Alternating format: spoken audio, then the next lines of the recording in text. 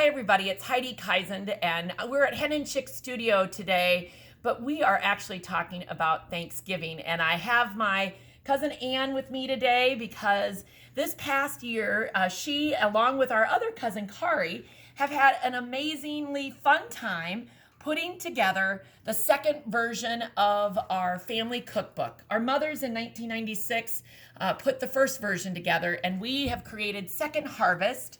And it is a cookbook filled with more than 375 recipes of all sorts of good things, aren't they, Ann? Absolutely. And with Thanksgiving being next week, we know lots of you are thinking about what are you going to be taking to the potluck that you might be having with your family, or maybe you're hosting it yourself and you're trying to come up with a couple extra dishes. So we thought we would just tell you a couple of our favorite recipes or what might be on our menu. So we would start with what on the turkey on the grill, Ann? Absolutely. Yep. In the recipe book, you would find so many things you could do for Thanksgiving dinner, but turkey on the grill is in there, mashed potato casserole. Right here on the cover, this yummy buttery one right on the cover. Yep. And lots of soups and sides, too. Absolutely. In fact, we have an entire chapter on salads and sides. And Ann and I would probably be in disagreement. I think I like the copper pennies.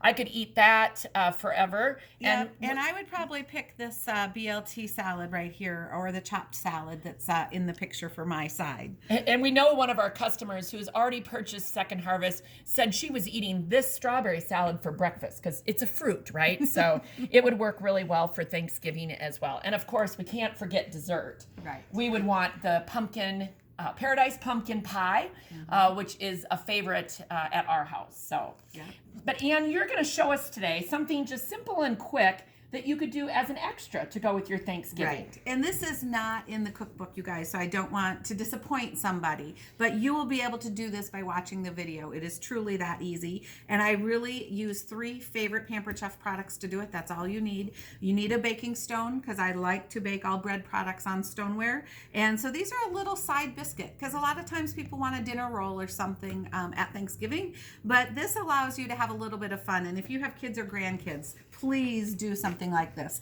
So these are just a quick turkey biscuit, and what you do is you use a sharp long knife and a cutting mat or a cutting board. I personally love these because they move and bend, and then you use a tube of the large size biscuits. So I think Pillsbury's brand calls them grands, other brands call them jumbos. Doesn't matter what brand, just buy a regular large biscuit, and you want to cut off a piece of the biscuit at about the 3/4 mark and set it aside for a minute. And then you're going to take the base part, as you can see from here, and you need to just make 5 sharp cuts in it with a knife and cut all the way through, because again, this is just biscuit dough, so you do want to cut all the way through. You can move this, it's pliable, so just like that, don't worry about it.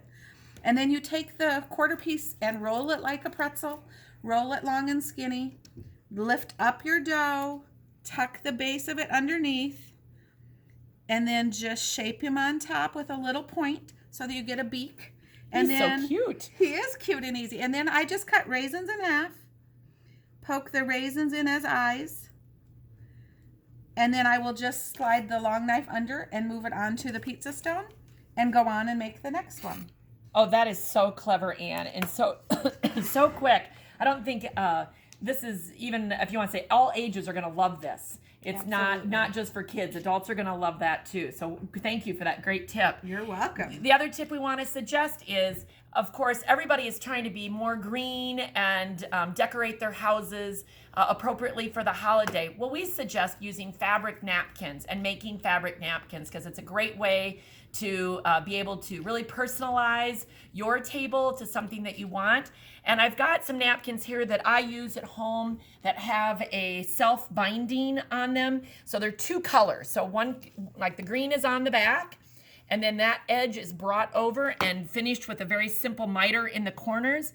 But you could also do this by simply putting the 2 right sides together, sewing them together, leaving a small hole, turning them right side out, pressing them, and then making sure that you do like maybe a top stitch, 1/4 of an inch. And you could all of a sudden have all sorts of wonderful napkins. There's so many different fabrics available, whether they're pumpkins or fall or Christmas.